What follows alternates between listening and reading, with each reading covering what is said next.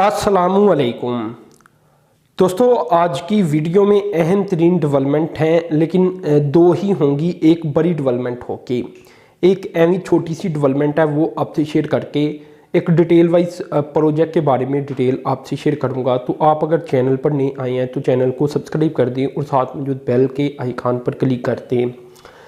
तो south Korea और पाकिस्तान के दरमियान जो एक्सटर्नल डेट है, इसको लेकर रीस्केड्यूल का एक एमओयू साइन किया गया, एग्रीमेंट साइन किया गया, जिसके मुताबिक 2020 और जो हाफ ईयर अभी 2021 का, इसके कर्जे को रीस्केड्यूल किया जाएगा।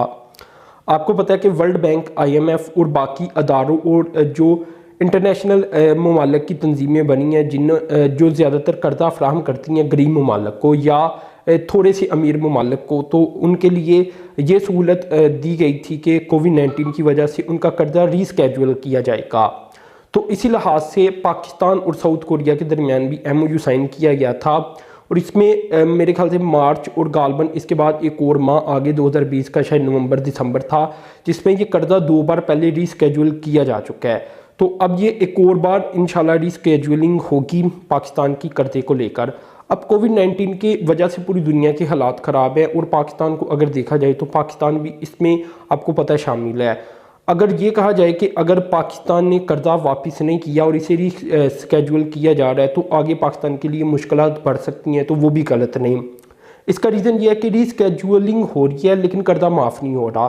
तो अभी अगर पे नहीं कर रहे तो बाद में इकट्ठा शायद पे करना पड़े या शायद किस्तों में पे करना पड़े, लेकिन अगर तो पे हो जाता, जो कि मुश्किल था क्योंकि कोविड-19 की वजह से आपको पता है कि इकानमी तो बैठी हुई थी, सभी ममालिक की बैठी हुई थी, तो पाकिस्तान की भी बैठनी थी, तो वो तो वापस हो नहीं था सकता। लेकिन अगर उसके जो नुकसानात हैं वो यही हैं कि बाद में जो आने वाले साल होंगे उसमें पाकिस्तान के लिए काफ़ी ज़्यादा कर्जा हो जाएगा जो पाकिस्तान ने वापस करना होगा। तो खैर यहाँ मैं आपको ये भी बता दूं कि सिर्फ साउथ कोरिया नहीं और भी कई ममालिक के साथ पाकिस्तान रीस्केड्यूलिंग कर्जे की कर चुका है पहले भी, और आगे भी शायद पाकिस्तान कुछ ममालिक के साथ मजीद करे, क्योंकि पाकिस्तान ये चाहता है कि जितना ज़्यादा से ज़्यादा रिलीफ हमें मिल सकता है इन सालों के दौरान वो हासिल कर लिया जाए। क्योंकि अभी आपको पता है कि अभी भी इस तरह की इकानमी या पाकिस्तान की इकानमी कम से कम उस तरह ओपन नहीं है जिस तरह के कोविड-19 के पहले से ओपन थी। तो खैर आहिस्ता आहिस्ता रिकवरी जारी है और पाकिस्तान भी लाइन के ऊपर आता चला जा रहा है। खैर दोस्तों, ये एक डेवलपमेंट थी, ये मैंने आपसे शेयर की। अब जो अहम तरीन डेवलपमेंट है डिटेल वाइज जो मैंने आपसे शेयर करनी है, इसकी तरफ चलता हूँ।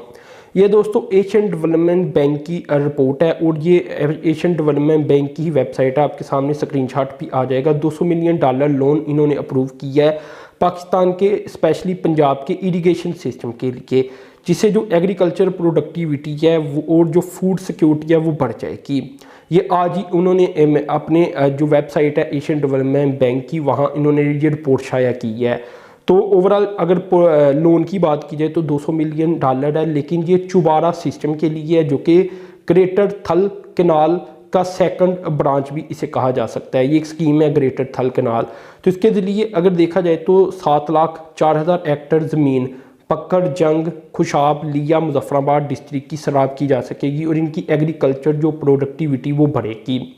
इसके अलावा अगर मेन कनाल और इसकी पहली ब्रांच का जिक्र किया जाए, जिसे मनकरा सिस्टम भी कहती हैं, तो वो पहले ही गवर्नमेंट ऑफ पाकिस्तान बना चुकी है। अब ये सेकंड ब्रांच के लिए ली जा रही है, ठीक है ना। जो अभी ये कर्जा है $200 मिलियन, ये इसकी सेकंड ब्रांच के लिए होगा, क्योंकि एक तो मेन कनाल होती है, उसके आगे फिर कनाल से निकलती हैं और उसके आगे भी कनाल से निकलती हैं, जिसे फिर ज़्यादा ज़मीन को सराब किया जा सकता है। तो ये एक मेगा तरीन डेवलपमेंट है, क्योंकि ये जो प्रोजेक्ट है ये इनकलाबी हैसियत रखता है इन तमाम इलाकों के अंदर। जहाँ तक दोस्तों पंजाब की बात की जाए तो पंजाब तो आपको पता है पूरे पाकिस्तान को खुराक फराहम करता है और प्रोडक्शन हाउस समझा जाता है पाकिस्तान में एग्रीकल्चर के लिहाज से, चाहे गंदम हो, चाहे शुगर केन हो, चाहे चावल हो, वो सारा कुछ पंजाब से ही पैदा होता है। तो पंजाब में जितना इरिगेशन सिस्टम बेहतर होगा, जितनी एफिशिएंसी इसमें आएगी, उतनी ही समझ लें कि लो जो वाटर शॉर्टेज है, जो कम वाटर है, उसके अंदर ही जो प्रोडक्शन है वो बढ़ेगी।